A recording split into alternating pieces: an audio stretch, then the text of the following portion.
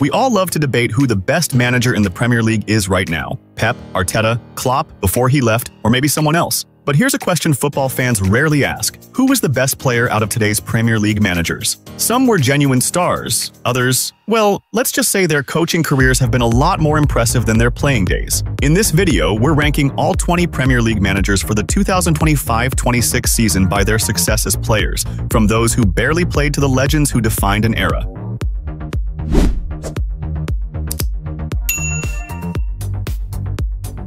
Number 20. Fabian Hürzeler, Brighton.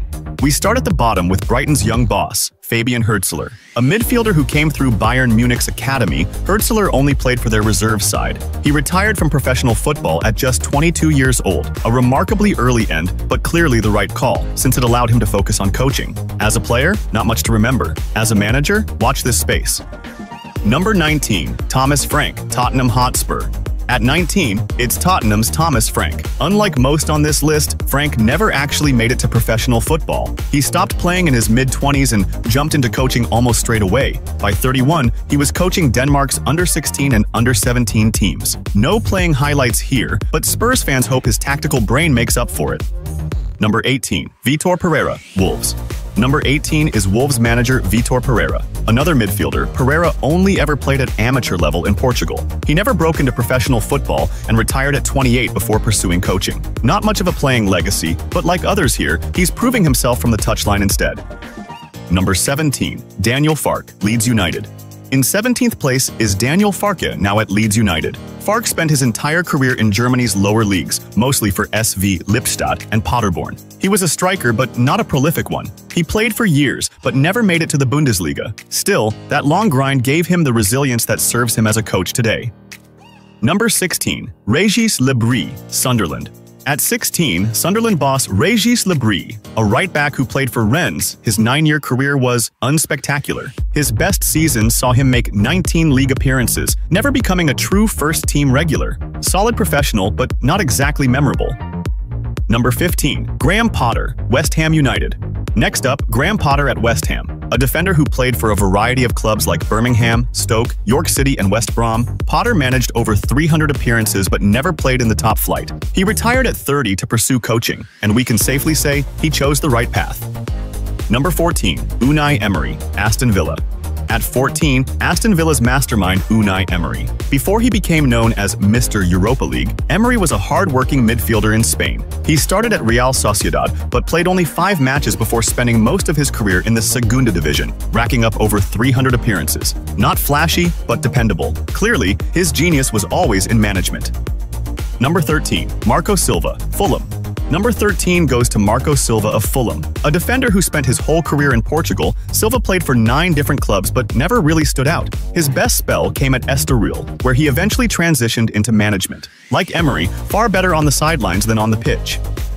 Number 12. Eddie Howe, Newcastle United. At 12, Newcastle's Eddie Howe. Unlike some of the others, Howe had a respectable career. A Bournemouth youth product, he made over 200 appearances as a defender. A move to Portsmouth was ruined by injuries, and even when he returned to Bournemouth, injuries forced him to retire at just 30. Fans loved his commitment though. They literally crowdfunded to bring him back. A proper cult hero, but sadly, his body gave out early. Number 11. Oliver Glasner, Crystal Palace. Number 11 is Oliver Glasner at Crystal Palace. A one-club man for most of his career, Glasner played over 500 games for SV Ried in Austria. He won 2 Austrian Cups and became a club legend. He never played abroad or in a top European league, but in Austria, he was hugely respected. Number 10. David Moyes, Everton. Cracking the top 10 is Everton boss David Moyes. A centre-back, Moyes began with Celtic, even winning the Scottish League in 1982. Most of his career, though, came at Dunfermline and Preston North End, where he eventually became player-coach before taking over as manager. A solid player, but nothing compared to his managerial career. Number 9. Nuno Espirito Santo, Nottingham Forest. At number 9, Nottingham Forest's Nuno Espirito Santo.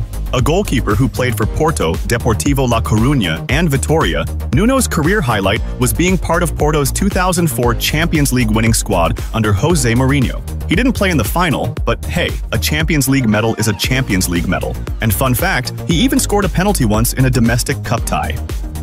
Number 8. Keith Andrews, Brentford. 8th place goes to Brentford's Keith Andrews. The Irish midfielder had a journeyman career across clubs like Wolves, Blackburn, Stoke, and Bolton. He managed 85 Premier League appearances, most of them with Blackburn, and was always considered a reliable squad player. Not spectacular, but a respected professional. Number 7. Ruben Amorim, Manchester United. At 7, Manchester United's Ruben Amorim. As a midfielder, he was a big part of Benfica's success in the late 2000s and early 2010s. Amorim won 3 league titles and 6 league cups with Benfica, and also had stints at Braga and Belenenses. He was never world-class, but he was a winner, and now he's trying to bring that mentality to Old Trafford. Number 6. Andoni Iraola, Bournemouth. Number 6 is Andoni Iraola at Bournemouth. A true one-club man for Athletic Bilbao, he made over 500 appearances across 14 years at right-back. Beloved in the Basque Country, Iraola later played a final season with New York City FC in MLS. He may not have lifted silverware, but his loyalty and consistency make him one of the most respected players turned managers on this list. Number 5. Enzo Maresca, Chelsea.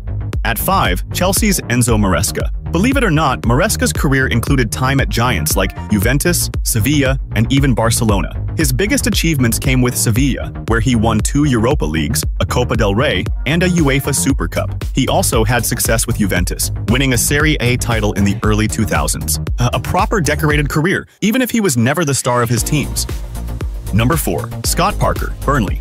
At number 4, Burnley's Scott Parker. A midfielder who became something of a London footballing journeyman, he played for Charlton, Chelsea, West Ham, Fulham, and Tottenham. Parker earned 18 caps for England and was widely respected as a hard-working, dependable midfielder. Not world-class, but definitely Premier League proven. Number 3. Arne Slot, Liverpool. 3rd place goes to Liverpool's Arne Slot. Slot spent his entire playing career in the Netherlands, mostly with PEC Zwolle and NAC Breda as an attacking midfielder.